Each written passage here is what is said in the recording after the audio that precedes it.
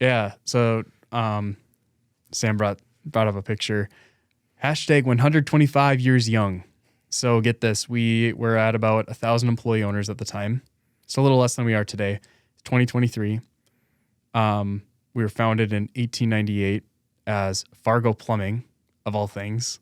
But that's 125 years. So as our brand was kind of in limbo just because we'd grown so much, we were Dakota Supply Group for many years, probably 25 years at this point. Before that, it was Dakota Electric Supply Company because we were only in electric, but then we grew into plumbing, HVAC, waterworks, all these other things through acquisitions and whatnot. And so we're kind of transitioning to DSG, and 125 years was a really good point to say, okay, this is going to be a year where we really celebrate our future together, but we got to also look at the past and reflect.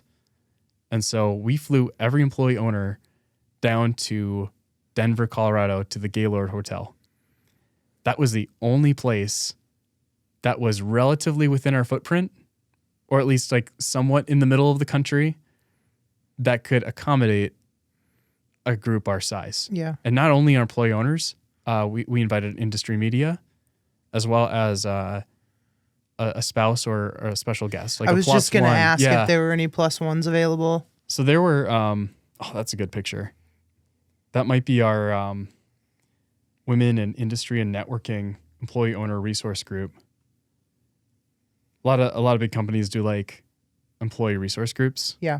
I mean, smaller companies are kind of adapting those too. We had like a bajillion of those at Danaher. But women in industry and networking, that's a fantastic group. And they did kind of a group picture together with the 125 logo or the badge. But anyway, we flew everyone down there, and this room, so besides the weekend being like our weekend birthday party, right? It's a huge event. 1 hour of that whole entire weekend was our annual ESOP meeting on a Saturday. The room was 1,600 people.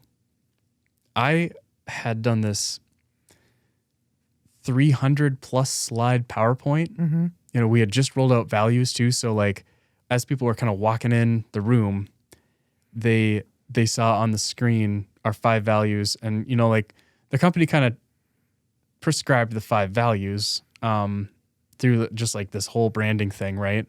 But we really wanted to get our employee owners involved. I'm like, what do these mean? You know, how should we describe these? Like, what does it mean to you as an employee owner? You own the company. These are the 5 values. Like, we've kind of narrowed it down for like just the patterns of the way we do business. Yeah.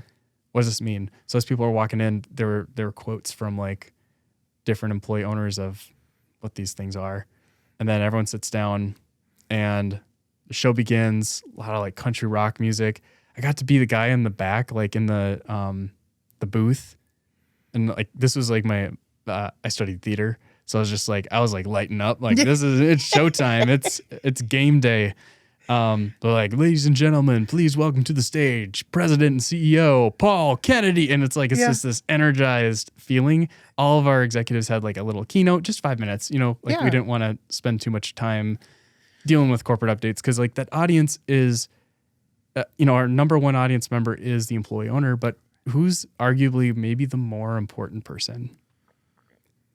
The spouse or the partner, the friend, the mom, the dad, the kid, whoever they brought as their plus one. Yeah. That's likely the first person they turn to when they're A, excited about this new thing called employee ownership. Yeah. Or B, they're having maybe some disbelief in it, or they're considering taking another job. Who's the first person? So we needed to inspire that other person. This is a great company. That's smart. That your person works for. Yep. So it was much more about them. Again, still employee ownership focused, still about the employee owner. But, probably can't go into all the details of like the share price increase, but let's just say it was significant. Mm-hmm. And that's why we did this in person too. Yeah.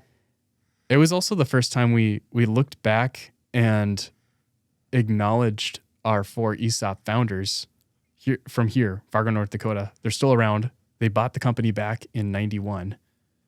And formed a KSOP, which that's a whole rabbit hole. Right. But it basically was like it's kind of like a gateway drug to becoming an ESOP in 96. And that's when they established shares for employees, 100% in 2006. So it took 10 years to go 100%. But 96, we're coming up on 30 years of being an ESOP, which is not the oldest ESOP, Right. but not the youngest ESOP either. Right. But 2023, we invited those 4 gentlemen and their spouses down. And that was kind of the first time I just remember our president and CEO on stage, Paul, was just like, and just a little bit of history for everyone in the room. These 4 gentlemen bet the farm, like literally one of them bet the farm. Yeah. On the people surrounding them. They bet on the people. 2 locations at the time, not many millions in sales at the time, and probably 70 employees after being bought and sold like 8 times in the 1980s. They bought the company back, and they pooled all their life savings. And then there's like this picture on the screen of the 4 guys. And then Paul goes, all right, and here with us today, they're actually sitting here in the front row.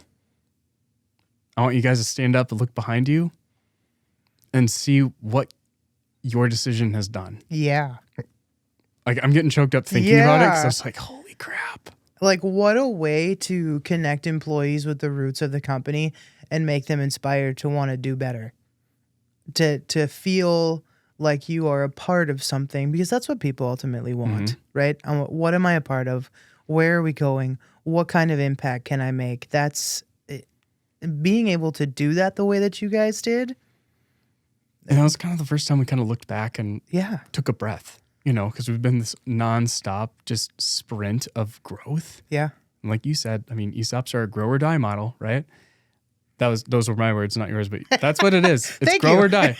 But like these guys, they turn around and like standing ovation. I don't think there's a dry eye. But then that wasn't even getting to the share price reveal and all of that. We had this fun choreography with big cards, and people thought, all right, it's going to be like a 5% increase. All right, thank you, ladies and gentlemen. Go home. And then it was just kind of like oh no, we're going to swap this big card around with this person. Oh crap. It's a 10% increase. It was way above 10%.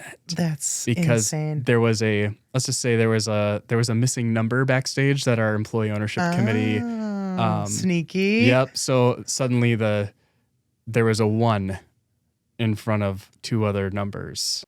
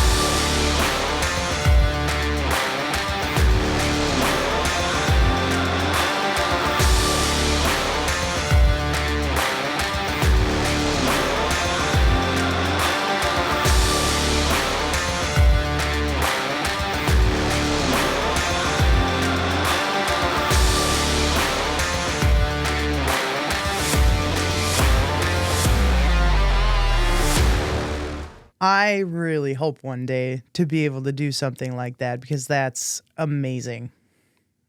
Once in a lifetime. Yeah. To see that, witness that in person. I can only imagine. That's literally all I could do.